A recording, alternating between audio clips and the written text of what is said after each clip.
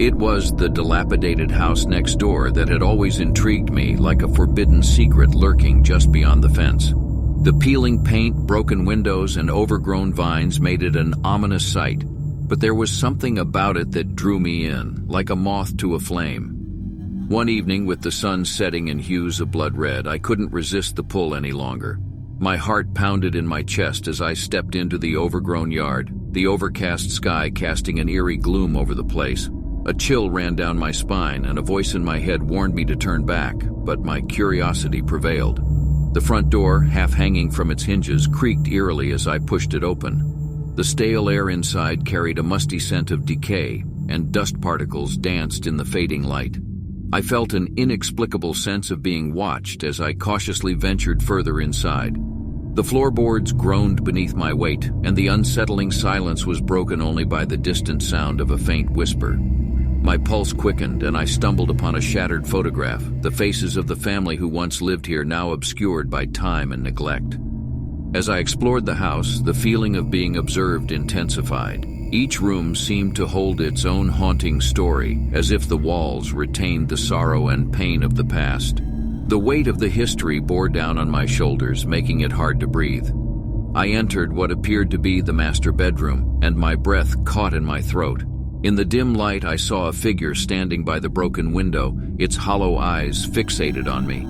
Terror rooted me to the spot as I realized I was not alone. A gut-wrenching moan filled the air, and the figure glided toward me with an unnatural grace. Panic surged through every fiber of my being, and I turned to flee, but the door slammed shut with a force that shook the walls. Trapped, I faced the ghostly presence that lurked within these haunted walls.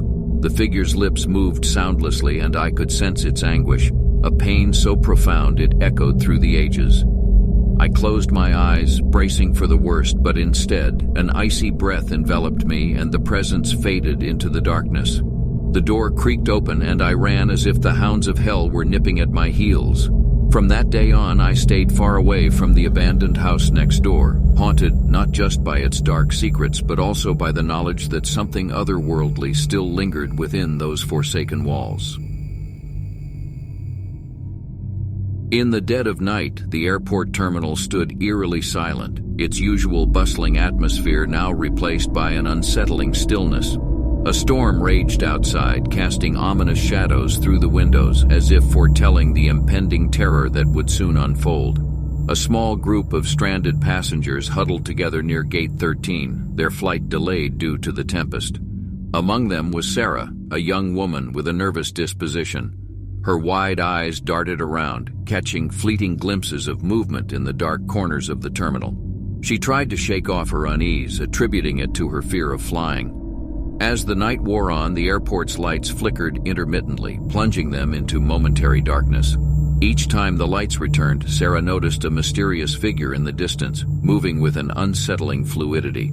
The person seemed to be staring directly at her, but when she blinked, they vanished, leaving her questioning her sanity. Trying to distract herself, Sarah struck up a conversation with the other passengers, but her attempts at small talk were met with obvious discomfort. It was as if they too had sensed the unnerving presence lurking in the shadows. Desperate for fresh air, Sarah excused herself and stepped outside the gate, hoping to find solace in the storm. The wind howled fiercely, but the rain felt oddly comforting on her face. Just as she began to relax, she heard a faint whisper, indistinguishable amidst the gale. Ignoring it, she turned to head back inside, only to be greeted by the same enigmatic figure, now standing just a few feet away. Fear paralyzed her as the figure revealed itself, a ghastly specter in the shape of a flight attendant, but its face was obscured by darkness.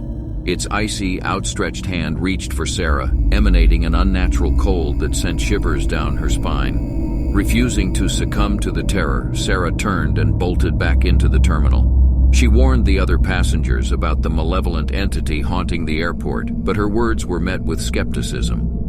Determined to escape the nightmarish scene, Sarah resolved to find another way out, but every turn she took seemed to lead back to Gate 13. Panic consumed her as she realized the haunting figure was closing in. In a desperate attempt to break the cycle, Sarah ran towards the security checkpoint. The metal detectors screeched as she passed through, but when she turned around, she saw the ghastly figure right behind her still reek.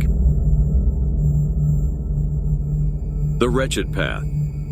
I was driving late at night, and the darkness felt like a suffocating shroud enveloping me and the lonely road. The trees stood like looming sentinels, their twisted branches reaching out as if trying to claw at my sanity.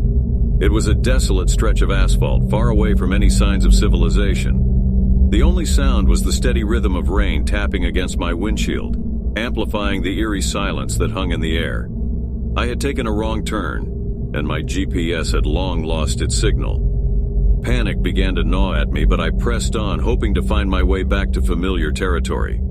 The car's headlights barely penetrated the thick fog, and the road seemed to vanish before my eyes, leaving me with the unsettling feeling that I was traveling on an endless path to nowhere. A sudden movement caught my eye, and I slammed on the brakes. Peering through the haze, I saw a silhouette on the side of the road. My heart pounded in my chest, but curiosity compelled me to investigate. As I approached, I realized it was a woman, drenched in rain and shivering. I hesitated, unsure if I should help a stranger in the dead of night on this sinister road. Something about her seemed off, her eyes hollow and distant. She begged for a ride, her voice a haunting echo that reverberated through my mind. Against my instincts, I unlocked the car door and she climbed in without a word. The interior of the car grew colder and the air was tinged with an indescribable stench. "Where are you heading?" I asked, my voice quivering. No response. As we continued, unease gnawed at me like a relentless predator. My eyes darted to the rearview mirror, and I saw the woman's reflection, her pale face seemingly devoid of life.